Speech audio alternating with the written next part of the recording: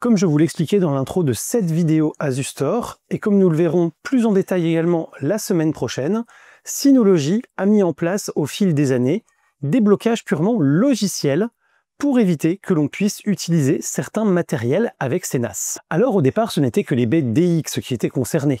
Mais avec le temps, sont venus s'ajouter des barrettes de RAM, des SSD, d'abord pour certaines fonctions seulement, et plus récemment, tous les SSD et disques durs pour tous les usages. Pourtant, sur le plan hardware, rien ne s'oppose à leur utilisation, car ils sont bien compatibles. Et même sur un plan purement software, rien n'empêche leur usage non plus, puisque le noyau Linux qui sert de base à DiskStation Manager, le système d'exploitation des NAS de Synology, les prend parfaitement en charge également. Il s'agit donc d'un pur bridage arbitraire, et il est heureusement possible assez facilement de s'en affranchir. Je vous montre donc comment et vous explique tout après le générique.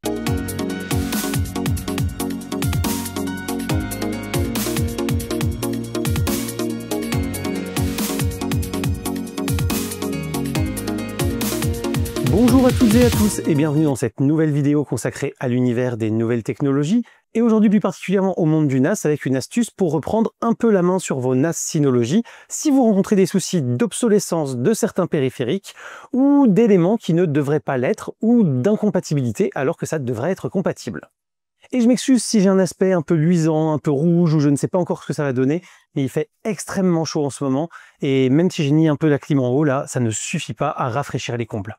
Et avant de passer à la suite, si vous aimez cette vidéo et mon contenu, pensez au clap, le commentaire, le like, l'abonnement et le partage.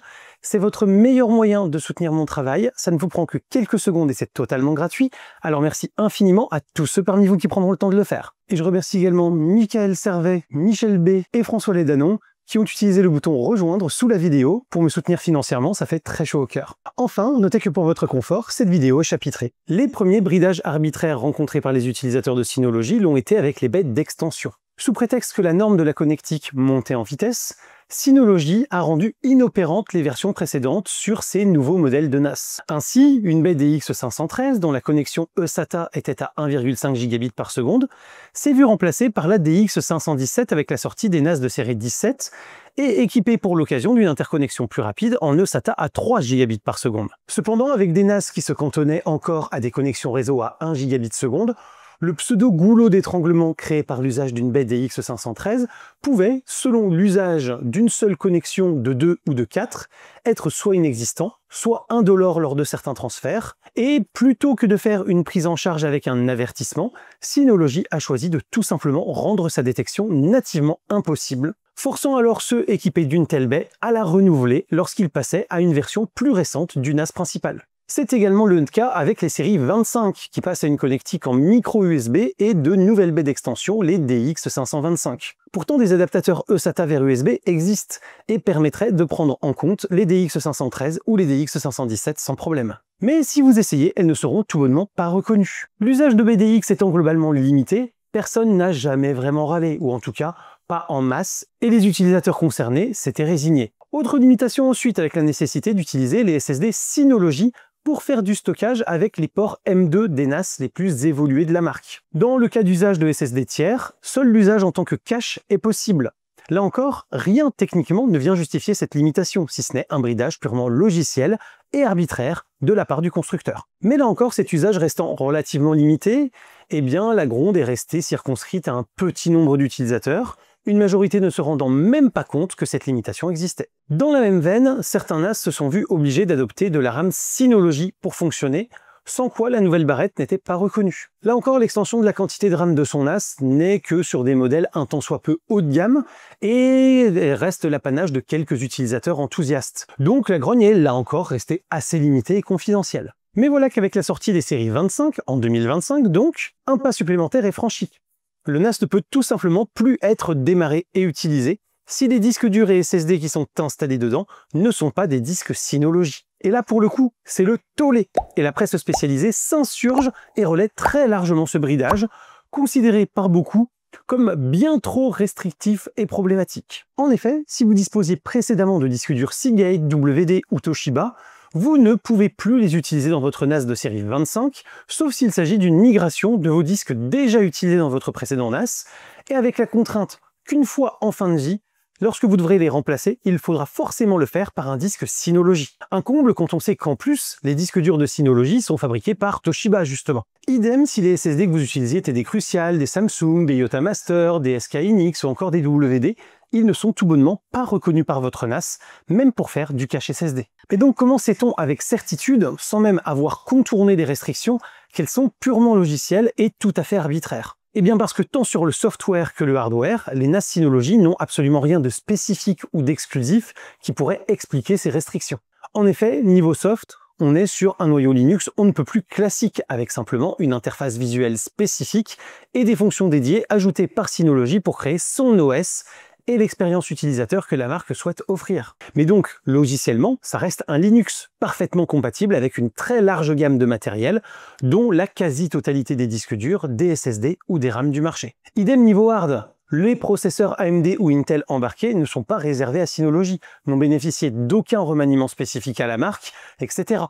Et les concurrents qui les utilisent ou les ont utilisés n'ont pas rencontré de limitations matérielles aussi sévères. Donc il n'y a aucune raison factuelle pour que Synology en rencontre. Une fois cette rapide analyse faite, on sait donc qu'il s'agit ici de choix marketing de la marque, mais pas de contraintes technologiques qui se seraient imposées à Synology envers et contre tout. Et si le soft et le hard sont capables de gérer tout ce qu'on ne veut pas que l'on utilise, alors il est forcément possible de trouver un moyen de contourner ces restrictions et de rétablir la compatibilité large que l'on est en droit d'attendre pour utiliser son matériel comme bon nous semble. Cependant, il faut avouer qu'un tel contournement des mesures n'est pas forcément une bonne idée sur tous les plans. En effet, un constructeur a tout à fait le droit de limiter les compatibilités de ses produits et c'est à vous de prendre en compte ces limitations avant achat et donc de faire avec en toute connaissance de cause si vous achetez le produit en question. Les téléviseurs Samsung ne sont pas compatibles Dolby Vision, ceux de LG ne sont pas compatibles avec le DTS:X ou le HDR10+. Et c'est comme ça. C'est un choix stratégique de la marque et c'est à vous, consommateurs, de voir si cela vous convient ou si vous préférez aller voir la concurrence. Et donc contourner ce type de restriction en modifiant le logiciel de l'objet pour permettre une compatibilité qui n'était pas prévue par le constructeur, elle n'est pas forcément illégale en soi si vous ne contournez pas de sécurité, mais c'est une raison suffisante pour qu'un constructeur vous refuse une prise en garantie ou un support technique en cas de pépin après modification, quand bien même ce pépin que vous rencontreriez ne serait absolument pas lié aux modifications que vous avez réalisées, puisque cette modification rend le produit différent de celui fourni initialement par le constructeur, sans que ce dernier ne puisse s'assurer à 100% de l'impact réel des modifications que vous avez apportées. Pour être plus clair, si vous suivez ce tutoriel jusqu'au bout et apportez des modifications à votre NAS pour rétablir la compatibilité des disques durs, de la RAM, des SSD ou des BDX normalement non pris en charge par votre NAS,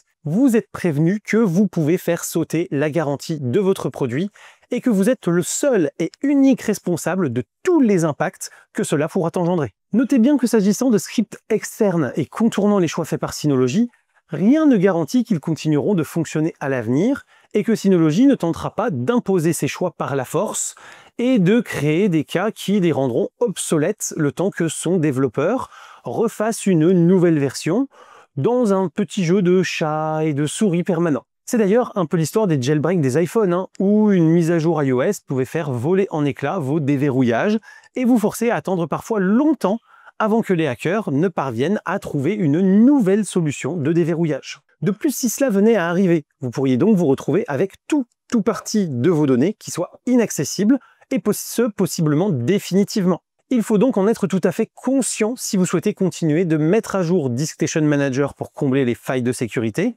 et avoir un NAS le plus sûr possible. L'usage de ce type de script n'est donc conseillé que sur des NAS qui sont eux-mêmes sauvegardés ailleurs, sur d'autres NAS ou sur des solutions cloud, et pas qu'une seule fois. Là aussi, vous ne pourrez pas dire que je ne vous ai pas mis en garde si vous avez un souci à l'avenir et que vous perdez l'accès à vos données. Vous trouverez en description les liens vers 2 projets GitHub de 007 Revad qui a créé 2 scripts répondant parfaitement à la problématique du jour et que j'ai expérimenté pour vous afin de vous assurer qu'ils fonctionnent et que vous ne perdrez pas votre temps à les mettre en place pour rien. S'ils vous sont utiles, je vous invite à soutenir son travail par un petit don à la hauteur de vos moyens. Et quant à moi, je vais vous montrer comment les mettre en place pour que ce soit encore plus simple pour vous. Et si le fait que je vous montre cette mise en place est utile pour vous, vous pouvez également me soutenir via Tipeee ou le bouton rejoindre qui se trouve sous la vidéo et dans la description. Donc là, nous voyons bien dans le gestionnaire de stockage qu'il est impossible, effectivement, d'avoir les disques qui sont reconnus et que nous sommes en erreur suite à la migration d'un 923+ vers un 925+.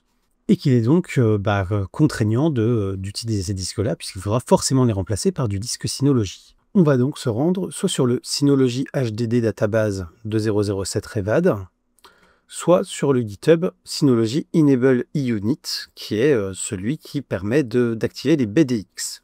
Donc on va en prendre un des deux, et de toute façon les deux vont fonctionner exactement de la même manière, donc une fois que je vous aurai montré pour l'un, ce sera valable pour l'autre. Ici donc déjà on va aller télécharger l'outil. Donc vous voyez, il vous dit qu'il faut aller ici, donc vous descendez un petit peu, et vous allez dans Download the script, et vous cliquez ici pour aller download le script. Et là donc on va le prendre dans la dernière version, donc on clique sur lastust, et ensuite on le prend en .zip ou en .tar.gz, là on s'en fiche. Là par exemple, moi je vais le prendre en .zip. Une fois que je l'ai enregistré, je me rends sur mon NAS. Donc ensuite, on va aller créer un dossier. Et là, ce que je vous conseille, c'est de recréer un dossier partagé spécifique qui va vous permettre comme ça d'avoir un dossier à la racine. Et ce sera plus facile après, vous allez voir pourquoi. Et donc, on va l'appeler juste script. Le but étant qu'en plus, il soit très facile. Et d'ailleurs, on va retirer les majuscules aussi pour éviter de s'embêter. Vous allez vraiment comprendre pourquoi après. Donc on le crée, on le protège pas en worm, on le protège pas en le chiffrant, on fait vraiment un dossier tout ce qui est de plus classique, voilà, tac. Et bien sûr, donc on s'en donne l'accès, hein. Voilà. Une fois que c'est fait, sur ce dossier script, on va y aller et on va y télécharger ce qu'on a téléchargé sur la page de 0707 Revad. Donc on a notre fichier zip ici. Et donc, bien sûr, petit avertissement, ne mettez pas ça sur un des disques SSD qui pourrait ne plus être pris en charge à l'avenir. Ne mettez pas ça non plus sur un dossier qui sera hébergé sur votre BDX. Parce que si, pour X ou Y raison, à un moment, le script n'est plus accessible parce qu'il y a une mise à jour qui en a fait sauter le fonctionnement, vous vous retrouverez bloqué à ne plus rien pouvoir faire, ne plus pouvoir relancer le script évidemment, mais à avoir complètement perdu vos données. Donc là, il faut vraiment bien que ce soit sur quelque chose qui est accessible sur votre NAS directement, facilement. Et donc, par contre, ça veut dire que même ceux qui auront des BDX grâce à ça, eh bien, devront quand même faire 2 volumes, un sur le NAS, un sur les BDX, plutôt qu'un seul volume étendu sur l'ensemble. C'est la limitation quand même de ce genre de choses. Ensuite, donc, on va extraire ici pour l'avoir sous un dossier non zippé. Et là, maintenant, vous pouvez supprimer le dossier zippé si vous le souhaitez. Et là, on va le renommer script HDD. Et vous allez voir aussi pourquoi je lui ai donné un nom super facile comme ça. On va bien sûr renommer aussi ici ce dossier-là, pour que ce soit un peu plus facile aussi. On va le nommer simplement DB, comme database. Ensuite, donc, on va aller créer quelque chose qui va exécuter le script à chaque démarrage. Donc, pour ce faire, on va aller ici dans le panneau de configuration, planificateur de tâches. Là, vous voyez que j'ai déjà un script pour que ma BDX 513 fonctionne. Et donc là, on va créer l'autre script qui permet d'avoir tous les disques durs et tous les SSD qui puissent fonctionner, la RAM, etc. Tout qui soit bien comme il faut. Ensuite, on va créer une tâche déclenchée et on va créer un script défini par l'utilisateur. Là, on n'a pas le choix. Là, on va nommer la tâche. Donc, au même titre que là, j'ai mis DX513, OK, je vais mettre, par exemple, en utilisateur ici, on va bien mettre l'utilisateur root. On n'a pas le choix. Il faut donner des accès root à ce script si on veut que ça fonctionne. Et quand est-ce qu'il doit s'effectuer? On va bien le mettre au démarrage pour qu'à chaque fois que le NAS démarre, pendant sa période de démarrage, il exécute bien le script pour re-rendre à chaque démarrage tous les éléments bien compatibles. Ici, dans la pré-tâche, on n'a rien à mettre. On coche bien le activer et on fait OK. Donc on va prendre le lien ici. Et donc on va venir le coller ici pour l'avoir complet. Et on va bien rajouter le /sino-hdd-db comme database .sh. Pourquoi avoir rajouté ça? Parce que c'est le nom de ce qu'il y a dans ce dossier-là, qui est ici, sino-hdd-database.sh, qui est le script donc justement qui va permettre de mettre à jour la base de données du système pour rendre tout ce qui n'est pas compatible, compatible. Et ensuite ici derrière, on va pouvoir rajouter des tirets avec des lettres si on le souhaite. Et donc ça, je vous laisserai regarder, je vais juste vous remettre une capture. Vous avez plein de lettres possibles en fait qui vous permettent de faire des choses spécifiques avec le script. Donc le "-n" par exemple. Ensuite, vous allez pouvoir faire par exemple un "-i" qui va vous permettre de forcer en fait à ce que les disques incompatibles soient considérés comme supportés. Vous allez pouvoir faire un "-r" par exemple, qui va vous permettre de désactiver les checks de la mémoire compatible pour les barrettes de RAM, donc pour que toutes vos RAM soient compatibles, etc., etc., etc. Donc là, vous allez pouvoir choisir ce que vous voulez mettre. Là, vous cliquez sur OK. Il vous dit que ça va faire une modification du système, donc vous cliquez sur OK aussi. Vous revalidez avec votre mot de passe administrateur. Là, maintenant, vous allez relancer votre NAS. Et donc, on se retrouve dans une seconde avec la magie du montage pour voir ce que ça donne en termes de compatibilité, maintenant que le NAS aura redémarré avec ce script qui sera utilisé. Et donc voilà, là on voit bien que grâce à ce script, l'intégralité des disques sont maintenant indiqués comme compatibles, fonctionnent, et que je peux même, si j'ai envie, utiliser les SSD qui ne sont pas de marque Synology pour pouvoir bénéficier de plus que du cache. Je peux les utiliser aussi pour du stockage. Bref, je suis totalement libre d'utiliser les disques durs de mon choix sur un NAS de série 25. Pour conclure, vous pouvez voir que la mise en place de ces scripts est quelque chose de plutôt simple, accessible à tous et permet de récupérer la main sur ces NAS et d'utiliser les périphériques que l'on souhaite en faisant fi des restrictions imposées par Synology. Reste que, comme je vous l'expliquais, cette manipulation n'est pas sans risque vis-à-vis de la garantie du produit, tout comme de celle de la pérennité de vos données, mais vous avez été largement prévenu et prendrez vos responsabilités si vous sautez le pas en toute connaissance de cause. J'espère en tout cas que cette vidéo vous aura plu, vous aura appris des choses et vous guidera dans l'usage de votre NAS Synology au quotidien. Si c'est le cas, n'hésitez pas à la commenter, la liker, vous abonner et partager. Vous avez également Tipeee, le bouton rejoindre et la boutique sous la vidéo et dans la description qui seront là pour me soutenir financièrement en échange de goodies ou d'avantages exclusifs que je vous invite à découvrir.